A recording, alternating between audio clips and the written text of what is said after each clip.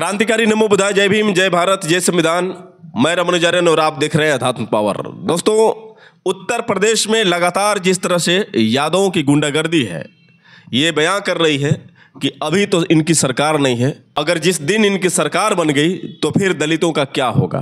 कानपुर का जो अभी कांड आपने सुना, उसके बाद मैं आपको बता दूं कि उत्तर प्रदेश के जिला आजमगढ़ के थाना क्षेत्र फूलपुर में चकचरहा गांव है और उस गांव में एक दलित बेटी, उसकी मां और उसके भाई व उसकी बहन के साथ जिस तरह से मारपीट की गई।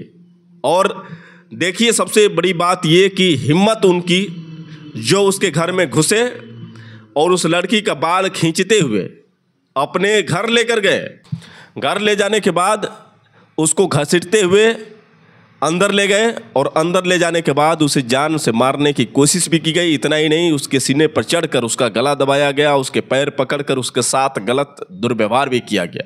वो लड़की चिल्लाती रही, चीखती रही, लेकिन उसकी चीख और पुकार किसी और को सुनाई नहीं दिया। जरा सोच सकते हैं, उन लोगों का कहना है कि लोग तमाशा देख रहे थे।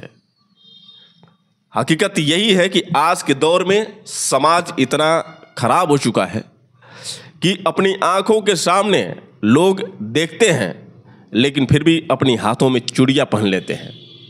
सनी देओल का एक डायलॉग, जब माँ की इज्जत लूट रही हो तो बेटा बाप से परमिशन लेगा, लेकिन यहाँ पर कहीं ना कहीं उस डायलॉग का उल्टा ही असर है। कहने का मतलब ये है कि हम सोचते हैं कि हमारे साथ थोड़ी है, ये तो उसके साथ हुआ है।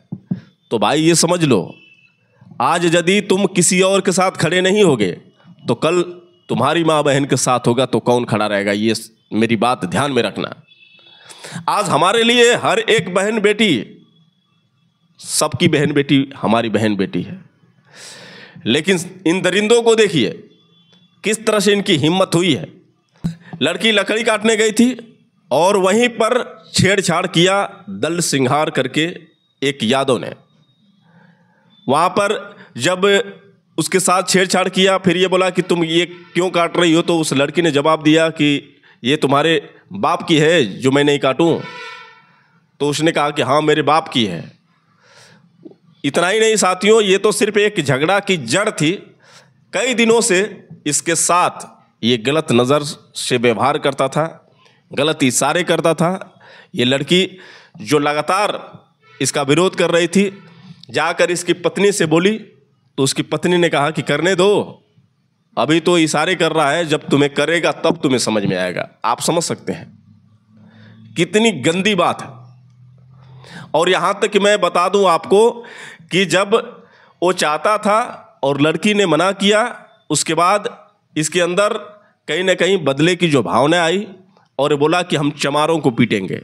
ये कहकर कि मैं चमारों को पीटूंगा और तुम्हें मैं धमकी दे रहा हूं कि 2-4 दिन के अंदर में सबके सामने नहीं पीटा तो मेरा नाम भी नहीं। लड़की जो डर गई थी, लेकिन सोच रही थी कि ऐसा कैसे हो सकता है कि गांव में आकर घुस कर ऐसे मार दे। लेकिन भाई, जिस गांव वालों पर वो नाज करती थी, वो गांव वाले चूड़ियां पहनकर तमाशा देख रहे थे। लड़की के साथ किस तरह से बर्बरता की गई, किस तरह से दल सिंघार, विनोद, प्रमोद और दल सिंघार की पत्नी 4 लोग मिलकर गए और वहाँ पर एक षड्यंत्र के तौर पर लड़की और उसकी माँ, उसकी बहन, उसके भाई को बेरहमी तरीके से पीटा। इतना ही नहीं, बाल घसीटते हुए लेकर अपने घर गया और घर जाने के बाद उसके साथ गलत किया। आप पहले उस लड़की का बयान देखिए और उनके घर वालों का बयान देखिए, उसके बाद हम आपको बता रहे हैं कि ये कैसी दरिंदगी, किस तरह का जो यादवों का आतंक है जो दलितों पर बढ़ता जा रहा है। अभी सरकार बनी नहीं है और जिस दिन अगर इनकी सरकार बन गई तो फिर क्या होगा। वही जो अखिलेश यादव जो पीडीए का नारा लेकर चल रहे हैं, दलित, पिछड़ों और सभी को एक साथ जोड़कर चलना चाह रहे हैं, तो सिर्फ ये जो नारे हैं दलित वोट बैंक के लिए है, बाकी दलितों के साथ जो अत्याचार हो रहा है ये इनको दिख नहीं रहा है। पहले आप उन सब का बयान सुनिए, उसके बाद मैं आपसे बात कर रहा हूँ। बनी, क्या नाम है आपका? कंचन। कंचन नाम बा है? जी। कहाँ घर बा आपके? चकचरहा। चकचरहा। अच्छा का कल ये रहा कि हमें 2-3 दिन से धमकी देत रहा तो के मारब। के है?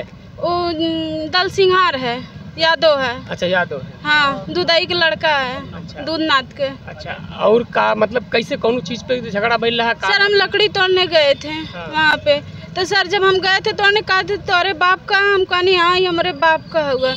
तो कहा था कि मम्मी हाथ गोड़ धोता नहीं, मम्मी का यहाँ मम्मी जब गई नहीं तब जवान हो गए। मम्मी के पहले पकड़ के मारे लगना, फिर ओकरे बाद हम कहनी हमारे मम्मी को मत मारा, हमके घिसेट मारे नहीं। फिर हम खाना बनाओ चल गए नहीं, वहाँ से घिसेट हमारे घर में से घिसेट के मरना है। कब के बात है? ये 6 बजे के बात है। शाम के 6 बजे के बात है। और जैसे कोनो विवाद या कुछ झगड़ा वगड़ा पहले के? कुछ ना पहले के रहा है। हाँ फिर ओकरे बाद जो है हम मम्मी के मरते रहना, हम कहली हमारे मम्मी को छोड़ दा, फिर भी हमके घसीट जैसे कि जो चोट लगल बाटा केथुआ से मारे हैं? ये सब कड़िया से मारे हैं सर। अच्छा कड़िया उड़िया लेके व्यवस्था लाने का? विनोद मारा है, प्रमोद मारा है सर, और जो दल सिंगार मारा है उसकी औरत उनीता है सर, वो भी मारी है। अच्छा ये सब मिलकर मारे हैं सर। ये कपड़े फाड़ दी है सर, देखिए सर सिर जो फाड़ दी है। आपके घर में और कौन कौन थे? हम हैं, मम्मी है और छोटा भाई, दादी को कोई नहीं घिसेट के मारे, और कोई नहीं, छोटी बहन थी इसको मारे। अच्छा। हाँ सर। और अभी आप लोग कहाँ थाने पाए हैं? कुछ हुआ है कि नहीं? सर अभी तो आए हैं थाने पे। अच्छा, ये बताइए कि जब और कोई जैसे रंजिश या कोई पहले झगड़ा लड़ाई? नहीं सर कोई झगड़ा लड़ाई नहीं, पहले से धमकी दे रहा था। जब देखता था तो नहाते आते समय तो वो जो अपना दिखाता था, हमेशा ऐसे करता था, इशारे से बुलाता था। कौन? वही दल सिंहार जो है। अच्छा। मैं कल गई थी, उसकी बीवी से बोली थी कि देखो ऐसे मेरे को इशारे कर रहा है, तो बोली कि करने दो। उसकी बीवी बोली करने दो, अभी तो क्या करेगा, पूरा जब करेगा तब तुम्हें समझ में आएगा। अच्छा, उसकी बीवी उल्टे जो है कि आपको ये बोल रही थी? ऐसे बोल रही थी उसकी बीवी। जी। दादी घरे रहलू या? हाँ भैया घरे रहली, हमारी तबीयत ना ठीक रहा, सुतल रहली। हाँ। वो तो जब मारे लगना है पोतिया पतोहिया के तब भाग के गईली है ये छोड़ाव, हमहू पोतवा छोड़ावत हैला, और उन्हें 4 ठौरा मारत हुए धम एक कड़िया हमें मल ले। तुम्हारो चोट लग गई? हाँ वो चूड़िया फूट के कुल धंस गई है साहब। अच्छा केहू और ना छोड़ा वड़ा? नहीं केहू ना छोड़ा, गाँवपुर का मन तमाशा खाली देखत न, केहू ना गई ना लगा, सब तमाशा देखा। हाँ तब तुम्हारे चाकू से भी मार रहे थे। चाकू भी लिए थे? चाकू से चला रहे हुए। अच्छा और कोई नहीं था आपके घर में? नहीं कोई नहीं, ये भी नहीं था सर। हाँ। जब हल्ला सुना तब आया, जब उसने मेरे को घर में लेकर गया था, अपने घर में लेकर गया था मेरे को। अच्छा आपको मारते पीटते अपने घर उठा लेकर गया था सर। आप उनकी माता हैं? हाँ माता है। अच्छा। जब घिसरा ले गए न तब हम उन्होंने सोचा ना कि अब मर गई है, तब मैं छोड़ना बोला। हम एक हाथे इनके पकड़, एक हाथे लड़का के हमारे नीचे पटक के ऊपर रहना, 3 मिला रहना। अब 6 मेहरारू रहे है, 4 लोग मिल के मार। हाँ 3 ठे मरद, 1 ठे मेहरारू। हाँ 3 ठे मरद, 1 ठे। हाँ दल सिंगार, विनोद और प्रमोद, 1 ठे पुनीता। आपके घर में कोई नहीं था? मर्द ना हम, खाली हमारे 1 ठे लड़की रानी, हम रानी, मम्मी रानी, नहीं राना न दादी, वो घरे रानी। जब हल्ला सुनी तब दादी आई नहीं। अच्छा। सर ऐसे मारे घसीट करके क्या हम बताएं सर। जो उनका घर बगल में है कि? जी बस बगल में है, पिछुआर में हमारे पुण्य घर की एकदम सटल है। सटल घर आप? हाँ। पहले से भी कोनो दबंगी रहला सब। पहले से धमकी दे रहे थे मारने के लिए, बोले कि हम लोग चमार हैं, तो बोले कि हम चमार लोग के मारेंगे। चमार लोग के मारेंगे? हाँ चमार लोग कहकर उनका बोलेला गाली देते थे। चमाइन कहते? हाँ छोटी बच्चियाँ चमाइन कर गाली देते थे। अच्छा आपको भी मारे थे क्या? हाँ हाथ में आपको भी लगी है चोट? बैठते हैं उठते हैं तो भी खून निकल रहा है सर, इतना देह में दर्द हो रही है कि क्या बताएं। सब कुछ मारे हैं यहाँ पे, तो गला दबा रहे थे मारने के लिए, बोल रही थी अच्छा जान से मारने को? हाँ बोले सर इस पे लात धरा था, इस पे जो हाथ लगा के। क्या नाम है उसका? विनोद था और दल सिंगार था। अच्छा ये लोग आपको पटक करके? प्रमोद सर बता रहे, प्रमोद पैर पकड़ा था, और जो दल सिंगार है वो हमारे जो है गटाई दबा था, और जो प्रमोद है वो विनोद था, वो जो हमारे सीने पे बैठा था। अच्छा 3 लोग मिल के? उसकी औरत जो है मेरी मम्मी को जो फलटे से मार रही थी। हल्ठे से मार रही थी? हाँ पूरा सब लोग इकट्ठा पहले से व्यवस्था करके आए थे क्या? सर जब बोले कि सर नहीं ऐसा, हम बोले हमारे मम्मी को छोड़ दो, तो सब जो है ना पीछे जो हमारे दीवार के पीछे जो कड़िया वड़िया सब मुंगरा सब धरे थे। अच्छा, वो पहले से व्यवस्था करके आए थे सर। वो 2 दिन पहले से बोला था कि हम तुमको मारेंगे, तुम्हारे साथ गलत करेंगे, तो कर लिया। अच्छा, पहले से ही आपको धमकी दे रहा था? हाँ, धमकी दे रहा था। अभी 2 दिन बताया, तीसरे दिन कर दिया ऐसा। 2 दिन धमकी दिया, तीसरे दिन घर पे हमला कर दिया। और आपको उठा भी ले गया था? उठा ले गया था, मेरे को घसीट कर घिसा के ले गया था। हाँ? अपने दुआरे लेके घिसरा के झोटवा लेके गई ना, कुल मारत हूँ। हाँ, हम तो चिल्लाए लगली, कहली कि हमार बहनी मर गई का, कहला घिसरा के लेके गए, हमार लड़कों के घिसरा के ले गए, हमारो झोटवा घिसरा के एकदम कमर में मारा था, ये भी उठ बैठ नहीं पा रहा है। हाथ जो है पकड़ के ऐसे ऐठ दहले, दन सिंगारा ऐठ दहले है और सोझ ना होता ओकर में रारू हमें पर ओठे पे मारता ले है। और जो हमारे सोने की बाली तो वो भी छीन लिया, नाक की नथिया थी वो भी छीन लिया था, सब कुछ छीन लिया था। फिर भी जो अंदर लेकर गया था, जो किया था, फिर उसके बाद सब कुछ छीन लिया मेरा। तो दोस्तों, आपने देखा किस तरह से यहाँ पर दलित परिवार के साथ नाइंसाफ़ी हुई है, इनके साथ किस तरह से दरिंदगी हुई है। और आप समझ सकते हैं, अभी इनकी सरकार नहीं है। हम अक्सर बीजेपी पर हमला बोलते हैं, लेकिन हम ये क्यों भूल जाते हैं कि हमारे बहुजन समाज, हम जो 85 की बात कर रहे हैं, इन्हीं 85 में हमारे सबसे खतरनाक दुश्मन पड़े हुए हैं। और सबसे मैं बता दूं कि जो कट्टर हमारे दुश्मन हैं, ये यादव समाज के लोग हैं। कुछ यादव समाज के लोग जो जागरूक हैं, जो भीम आर्मी के साथ मिलकर काम कर रहे हैं। कुछ यादव हैं जो हमारे से मिलजुल कर काम करते हैं, जो शिक्षित हैं, जो बाबा साहब डॉक्टर भीमराव अंबेडकर को मानते हैं। जैसे एक राजकुमार यादव करके एक गायक हैं, उनकी जो विचारधारा है कहीं ना कहीं बहुजनों से मेल खाती है। लेकिन कुछ दुष्ट जो हैं, जिनकी वजह से पूरा यादव समाज बदनाम हो रहा है। पहले मुलायम सरकार जब थी और ये कांड सुनने को मिलता था तो बोलते थे कि लड़के हैं, जवानी में गलती हो ही जाती है।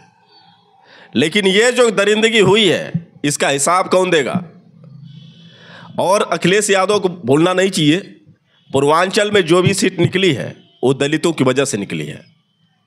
पूरे दलित समाज के लोग टूट पड़े थे अखिलेश यादव पर, और यही वजह है कि पूर्वांचल में इतनी सारी सीटें निकली थी। लेकिन भूल गए वो दलित के एहसान, क्योंकि वोट खत्म, बात खत्म।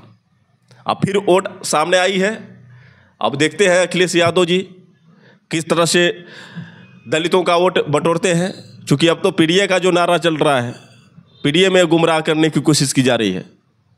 वहीं दलित के साथ जो शोषण हो रहा है, दलितों को कितनी गुलामियों का सामना करना पड़ रहा है, आप ये समझ सकते हैं। एक तो बीजेपी से परेशान, दूसरे ये समाजवादी, जो भी कथित तौर पर ये लोग समाजवादी हैं, लेकिन इनके साथ जो गुंडे पले हैं, इन गुंडों से जो परेशान हैं। तो इस पर भी अखिलेश यादव को बोलना चाहिए, लेकिन बोलेंगे नहीं, क्योंकि बात जाति की है, बात अपने समाज की है। अपने समाज के लोग कुछ भी कर दें, बोलेंगे नहीं। और दुर्भाग्य देखिए इस समाज का, बाबा साहब ने कहा था कि जुर्म करने वाले से गुनाहगार जुर्म सहने वाला होता है। हम जुर्म सहेंगे तो जुर्म करने वालों का मनोबल बढ़ेगा। मैं पूछना चाहता हूं उन दलित समाज के लोगों से कि उस गांव में सिर्फ वही लड़की तो नहीं रही होगी, गांव में 200-400 लोगों की संख्या होगी, लेकिन धिक्कार है तुम लोगों की ज़िंदगी पर, धिक्कार है तुम लोगों की इस मर्दानगी पर कि सामने तुम्हारे एक बहन बेटी की इज्जत लूटी जा रही है, उसको मारा पीटा जा रहा है, और तुम लोगों ने अपने हाथों में चूड़ियाँ पहन रखी है। आखिर कब तक इसी तरह से ये नामर्दगी का सबूत देते रहोगे? आखिर कब तुम्हारा ज़मीर जगेगा? कब तुम अपनी बहन बेटियों के लिए उठोगे? और ये पहली घटना नहीं है, ऐसे घटनाएं बहुत होती हैं। लेकिन कहते हैं ना कि एकता में शक्ति होती है। लेकिन बिखरा हुआ ये दलित समाज कब तक गुलामी की बेड़ियों में बंधा रहेगा? आखिर कब तक हम बाबा साहब डॉक्टर भीमराव अंबेडकर को खोजते रहेंगे?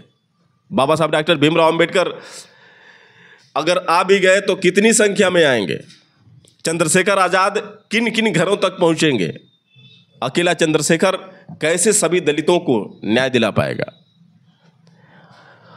दुर्भाग्य देखिए, हम भरोसा बस एक पर करते हैं, वही है कि एक हो और एक ही के सहारे पर पूरी जिंदगी निकल जाए।